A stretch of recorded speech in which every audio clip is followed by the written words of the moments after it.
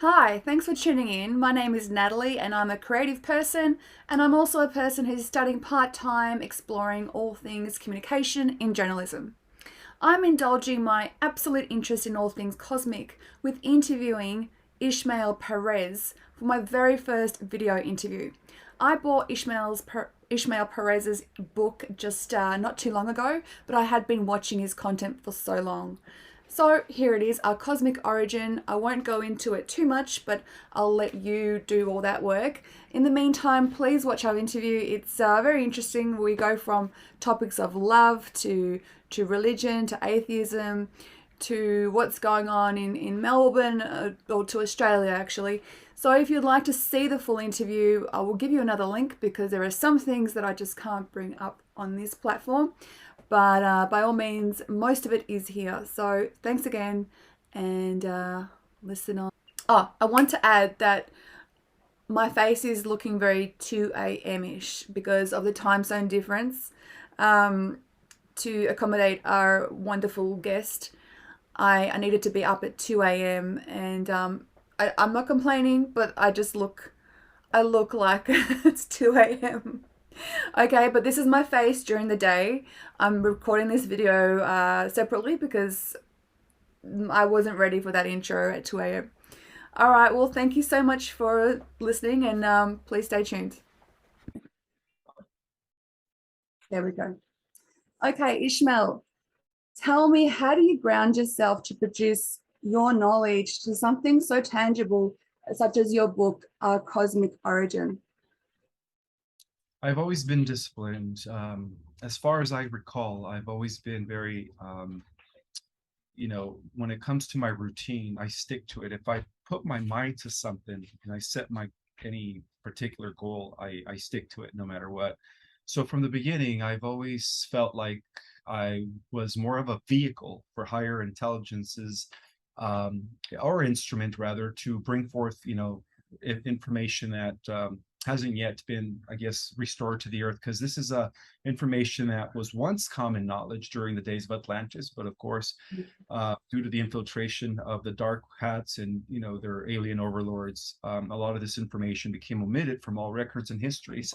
So to me, it was more of I need to be disciplined. I need to keep my vessel clean. I need to keep my mind clean, my body, and of course I need to meditate in order for me to be able to anchor and download all this information, because I knew that I had some sort of connection to my multidimensional self. I call it my galactic self.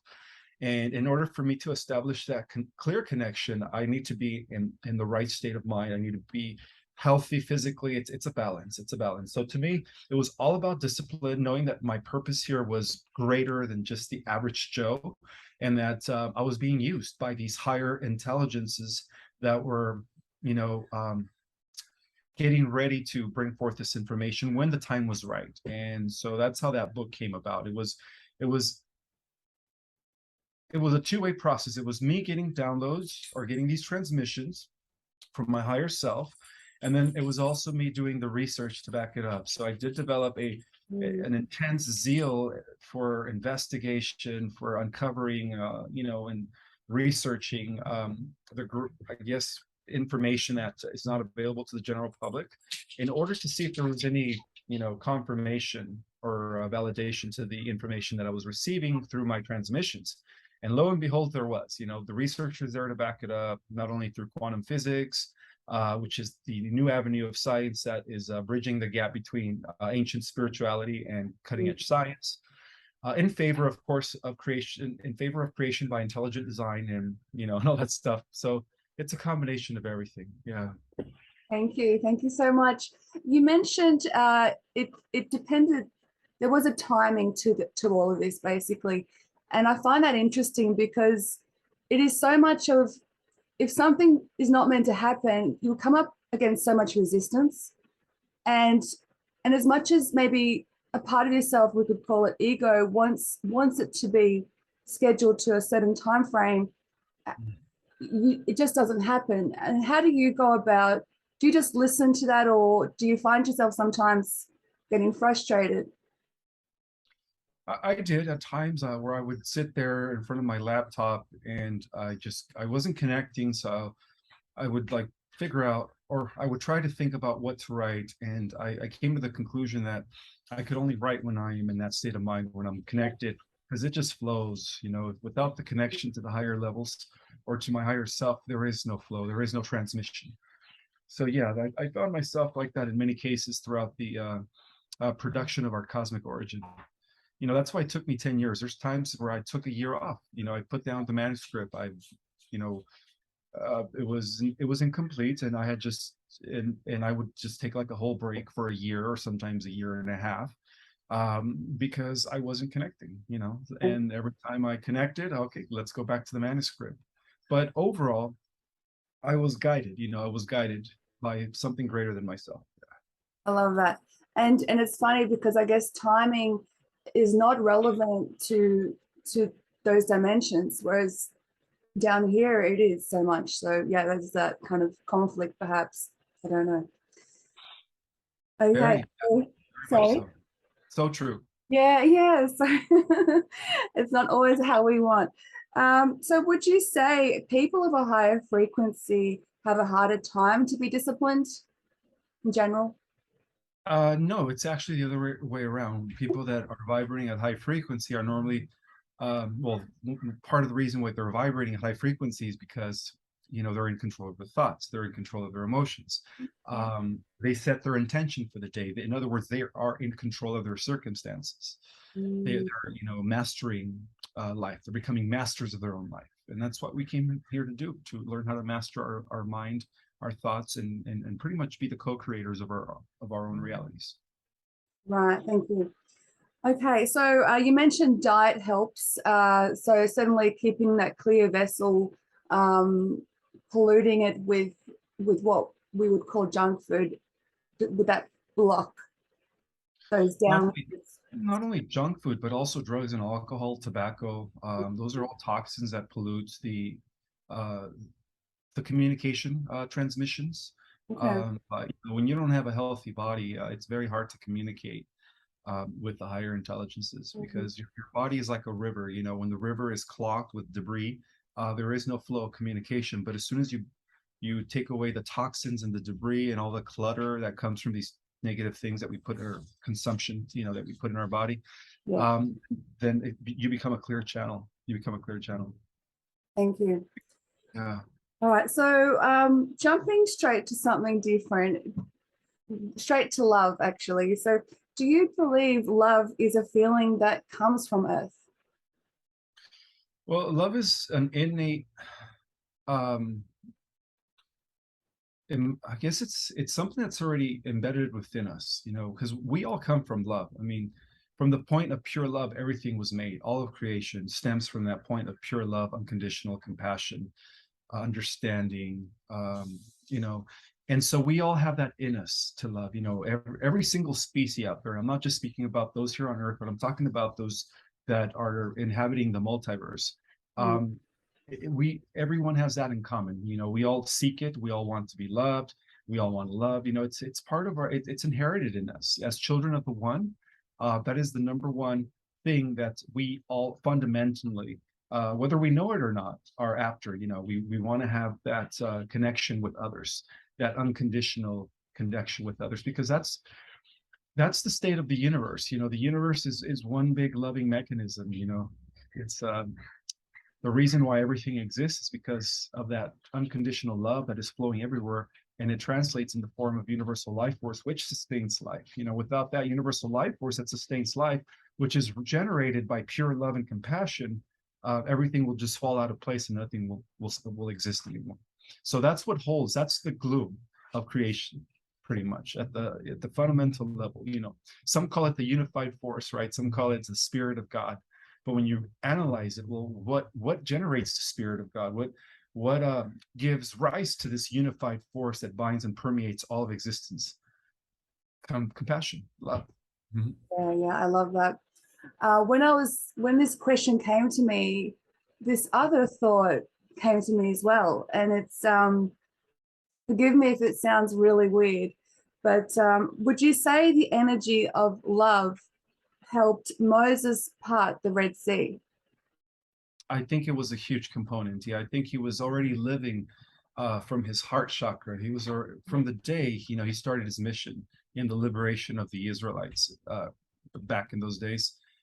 He was already embedded in compassion. He knew he was an instrument, and that his purpose then was bigger.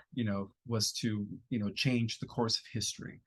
And so, in order to be an instrument of the higher forces, you have to be anchored in love. Otherwise, there is no Buddhas, there is no Jesus, there is no Abrahams, there Mm. are no, you know what I mean, prophets and all that stuff. Yeah. Interesting, interesting. So it makes you wonder, people who are atheists, are they simply they've blocked, maybe they have a blocked heart chakra? Perhaps, yeah. Hmm. Perhaps they have a blocked chakra, or they're just, unaware or unawakened yet. A lot of the people that are atheists are there as an antagonist to organized religion. It's like a Yes, communist. They're like rebels.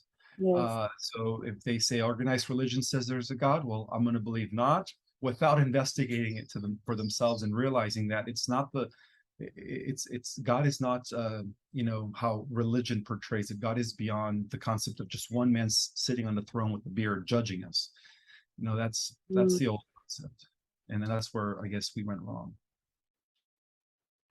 I agree. I agree. So the indigenous here in Australia, I consider are quite spiritually evolved.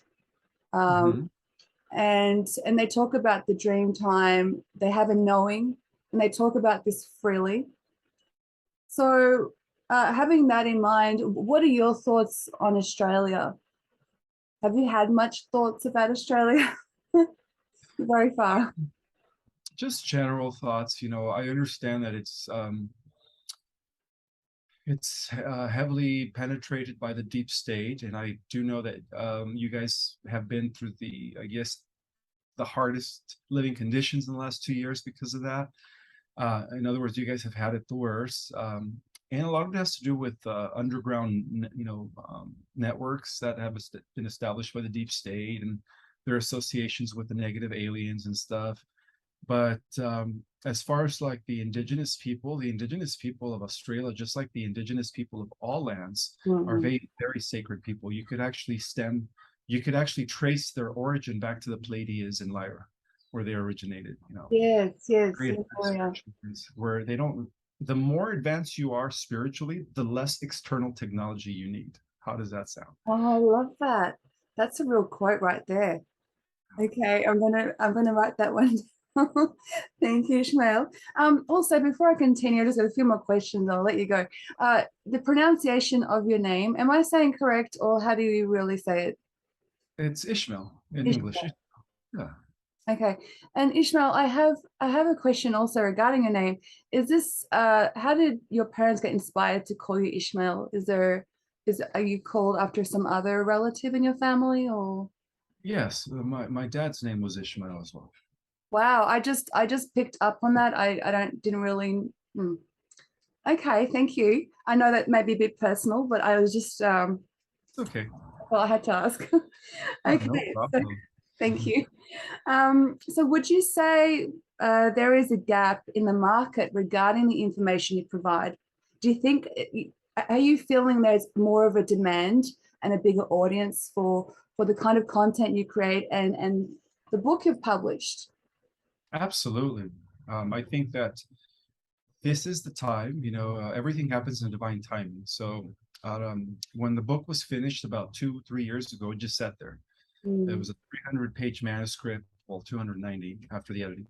And it just sat there. And I was told to wait until the time was right for the collective to be ready. Because if I would have published it 2 years ago, um, the collective wouldn't have been ready for this, for the galactic history, and people were still invested in or blown away with what they learned in Ancient Aliens, and and learning about Roswell, and learning about Area 51 and the Greys and Dracos and the Pleiadians, but they didn't have an understanding of the history of those wars of, between the benevolent races and the malevolent races.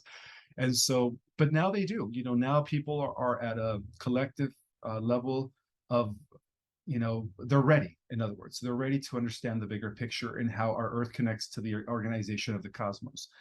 And yeah, I believe everything happened in divine timing. So And yeah, I'm excited. I'm just, it's a blessing because I'm helping so many people understand their mission, um, their multidimensionality.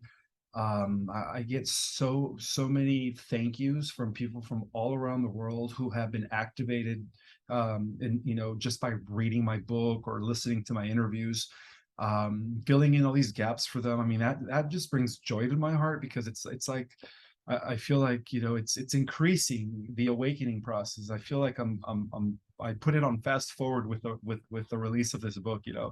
because there's different awakening, and so this is like putting everything into perspective, connecting it to the galactic scenario, and then beyond the galactic scenario, and like why we're really here and where we're heading eventually. Because a lot of people didn't really have an understand as to like what was going to happen after the ascension.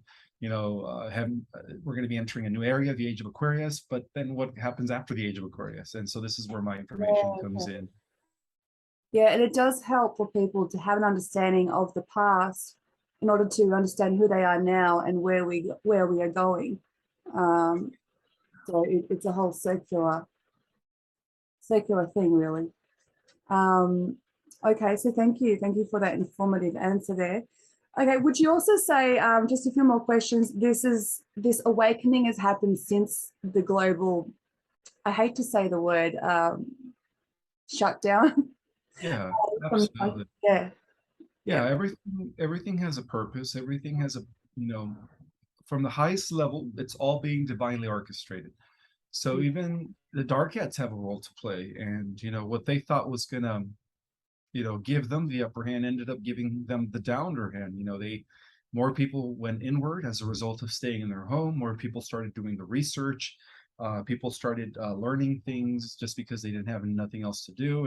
And I think that the what happened 2 years ago really brought people into going within, learning beyond what they've been taught and really reflecting on life.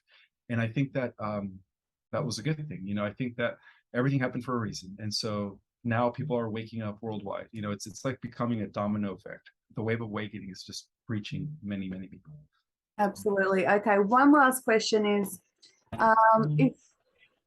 if you were to incarnate again, which I assume we all do, where would you and who would you choose to incarnate onto Earth again? Well, I strongly believe I'm going to be keeping this body for all eternity. This is my Mm. last incarnation. Okay. That's my, we could all research that. That's the conclusions that I ever derived at, just from my own research and study. But as far as like coming back to the earth, or like, I don't really think that. Hold on 1 second. Okay, so basically, sorry about that. Okay.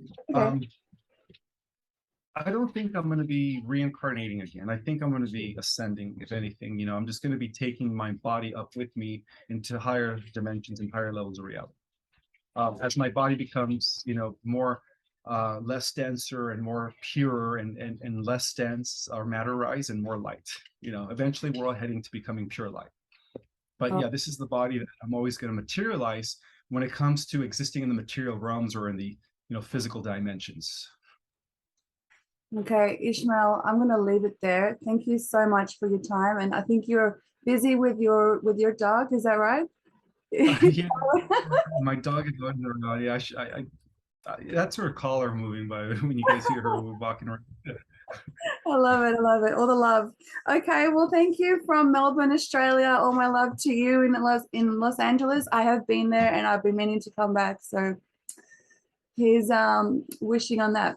Thank you so much. You're Also, welcome. do you want to say anything extra? I sorry, I forgot to add and ask you that question. Um, well, let's see. Up to you. I'm going to be presenting some valuable information pretty soon. I'm going to be doing it on my platforms and on other interviews regarding the infiltration of the Galactic Federation by the return of Enki, of the negative Anunnaki, who has sided with the AI, and what he's been doing in an effort to try to regain control of the galaxy through infiltration by harvesting our galactic genetic codings, and abducting women that are, so this is something that's been going on in the last few months. And so I'm going to talk about that pretty soon, and how the Galactic Federation is now switching their name from the Galactic Federation to the Galactic Alliance because of this infiltration. There's going to be a split in the Federation because of that. So, but again, the solar flash is also very imminent, and I do believe that the solar flash is going to cause a bifurcation of timelines, where those that are vibrating at a high frequency through love, compassion, understanding, and joy are not going to be able to experience the negative timeline. They're going to be going off into a different, I guess, a different Earth, which is what we're all going to be heading into as we ascend. And then those that go to the negative timeline, unfortunately, because of the fact that they weren't, living from their heart, or they weren't, vibrating at a high frequency, are going to go into the negative timeline. But at the end of that negative time, at the end of the millennium, I'm sorry, there's going to be one final clash against what Enki's doing now in the presence. And so, yeah, that's going to be something that I'm going to be revealing pretty soon, and it goes into great detail. I just wanted to point out. That totally resonates. I just want to add, I feel that energy of Enki is infiltrating all these communities in the truth, if we call it that, communities. There's so much bickering, it's ridiculous, like all of a sudden. Yeah, everybody's calling him our galactic father, that he made us, but it's actually the other way around. He took an already existing race that was made by the real creator source, and he took it and he genetically manipulated and he downgraded it, and that's what he did. That's why we fell from a heightened state of consciousness into a lower state of consciousness after the collapse of Atlantis, because of what Enki did hundreds of thousands of years ago. But again, that's all going to be recalibrated. Wow. Okay. Thank you. Thank you, Ishmael. I'm going to officially cut it there. But personally, thank you. I was a little bit nervous at the beginning, as you could tell. So I was just very happy to have you on board, and I couldn't even get my words straight. So thank you for being patient with me. And I wish you all the best. I'm going to keep reading the book. I love it. I feel like I'm getting activated as I read it. So yeah, you are truly a gift. Thank you so much. Thank you for having me, your sister. I appreciate your time. You're welcome. Thank you so much. Bye-bye.